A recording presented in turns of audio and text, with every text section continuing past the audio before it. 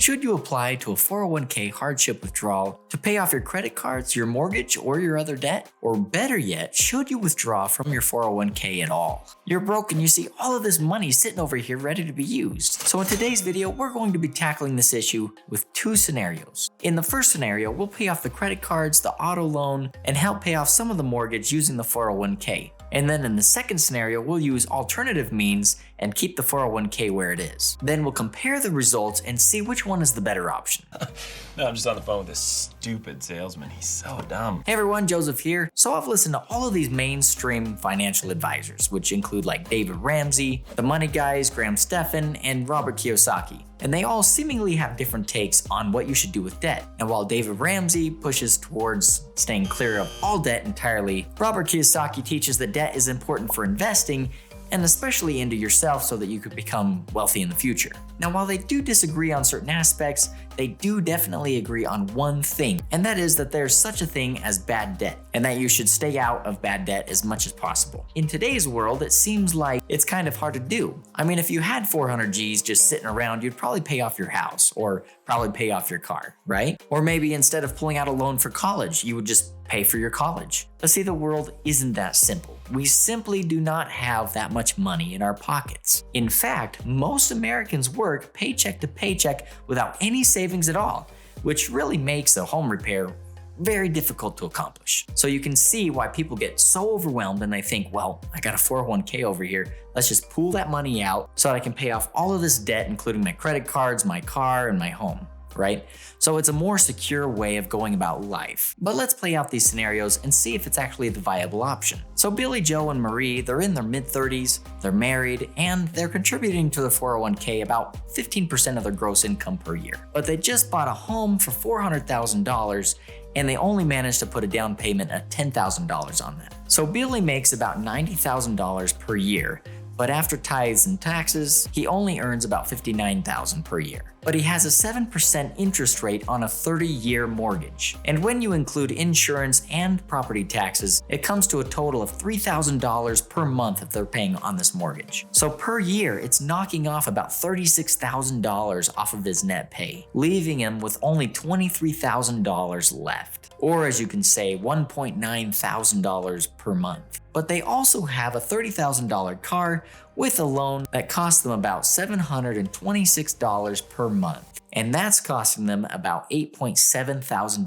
per year. So in essence, the couple only has about $1,000 in net income per month to cover all of their expenses, including their bills, their electricity, their gas, their car and home repairs, their auto insurance, food, supplies, water, internet, and trash takeout. And that doesn't even include all the times that they want to go out to eat or maybe have a little bit of a hobby. And as a cherry on the top, they have accrued about $11,000 in credit card debt. And of course, to pay off the debt, they really don't have the funds. So you can see that this is a very stressful situation. So now let's say that he has $150,000 just lying there in his 401k, just waiting to be taken out. And he starts thinking, man, if I can just get my hands on that, I can pay off all of this credit card debt, pay off my car, and I can actually put a lot towards my home. And he's not wrong. So let's walk through the scenario if he chooses to do this. So he pulls out the $150,000, but because he's younger than 59 and a half years old, then his withdrawal first gets hit with a 10% penalty from the IRS. On top of that, he's also hit with income taxes, and that'll take out an additional $33,000. So in the end, instead of getting $150,000 out of his 401k, he only gets $102,000. So with this, he pays off his $11,000 credit card debt, he pays off his $30,000 car loan, and then he throws the remaining $61,000 towards his home. Now by doing this, he reduces his mortgage by 10 years and saves about $273,000 in interest. So that's a sweet deal. Instead of paying off his home in 30 years, he paid it off in 20 years, and he still saved quite a bit of money. After all of this is said and done, the couple still contribute 15% of their gross pay to their 401k, but they're starting from ground zero again. And if they continue doing this for the next 31 years, then when they retire at 67, they wind up with $1.5 million, or roughly $1.3 million after taxes is taken out. And on top of that, they don't have a house payment anymore. Now, in this scenario that we just covered, the type of person that usually pulls from their 401k is based in the thinking of security and survival, and rightfully so in today's world, right? And what would justify pulling out of the 401k even more is if you're about to foreclose on your home or go bankrupt. So you can see that in certain situations, people really have to pull out of the 401k to make ends meet. Now, there's a spectrum of how to go about money.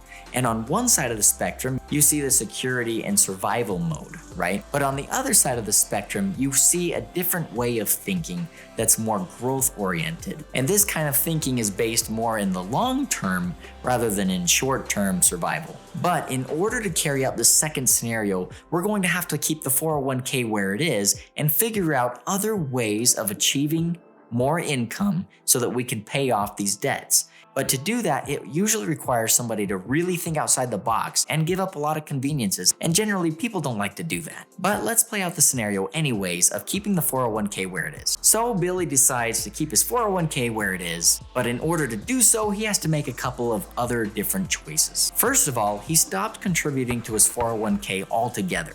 And he's only going to do this temporarily for a year to save about $1,000 per month. And this is going to help him accrue a little bit of savings so that he can get rid of some of this debt. And since his credit card debt is the smallest debt out of all of his list of debts, he's going to want to focus on that one first, using the snowball effect that David Ramsey talks about. He can get rid of his credit card debt in 1 year. But in addition to that, he has to seek out additional income streams. So to do that, he could create an Etsy store. He could go on Fiverr and work as a designer. He could work a part-time job, maybe in construction or maybe doing vending machines. He could even invest into a lawnmower, and then after work each day, he just mows lawns for people for a couple hours, making about $40 per hour. Now, the couple also creates a budget.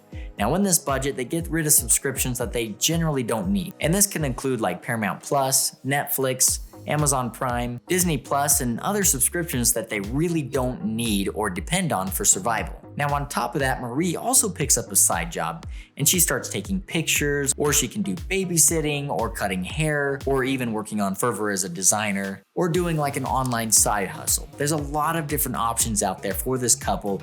And if you're curious, here's a video right here of some side hustles that I talk about. And on top of that, there's so many more resources online. So if you're looking for ideas, just look up online side hustles, and there's a lot of ideas out there for you to pick from. Now, furthermore, the couple decide to sell their $30,000 car and instead buy a used car for $5,000 to $6,000 and probably doing about $500 to $600 worth of maintenance on it. So after a year of doing this, they wipe out all of their credit card debt and their car loan. Now, at this point, they decide that they can actually keep doing these side hustles to generate additional income for their home.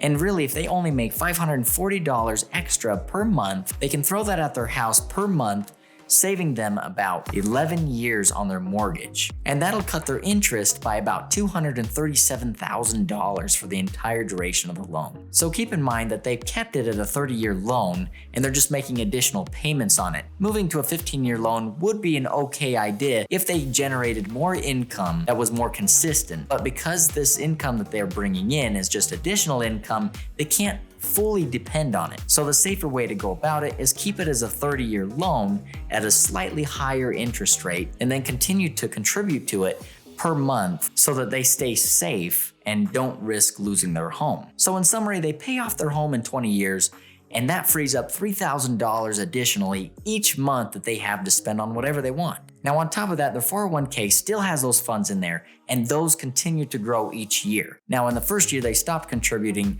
but after that first year, they went back to the 15% of their gross pay and continued to contribute that to their 401k each year. Now, if they continue contributing to that for 31 years until he retires, they've accumulated about $2.5 million in their retirement. And after taxes, that knocks them down to about $2.2 to $2.25 million. And keep in mind that this is without a house payment because they've already paid off their house. So if they pursued this scenario, they would have a wonderful retirement and probably a lot of generational wealth. So I ask you, which scenario is better? Well, if you take the difference between $2.25 million and subtract the $1.35 million that they would have gotten if they pulled out the 401k, then you get about a net difference of $800,000 to $900,000. So in other words, they would have had $800,000 to $900,000 extra in their retirement if they keep it in their 401k. Now that's a lot of money. And really, with that additional money, they could easily build a mansion for themselves and probably travel and do really whatever they want. Now, in cases of foreclosure and bankruptcy, it's totally clear that you need to pull out the 401k just to survive. But if this is not the case, I would not pull out of your 401k. The truth is that 10% penalty is way too destructive in the long run. So the question you need to ask yourself is, do you want to be more secure now? Or do you want to think outside of the box and then accrue more wealth later? Most people want more security now, and people don't realize that the age of retirement will come just like today has come. Now, I've heard a lot of people say, well, why would I throw my 401k in there if the markets are just going to come down and crash, or if the world's gonna end tomorrow? And really, these are just statements that just justify their complacency in sacrificing now for a better life tomorrow. Think about it. The same people who thought this 30 years ago are now working today with no retirement in sight. And with that, guys, I will see you next week.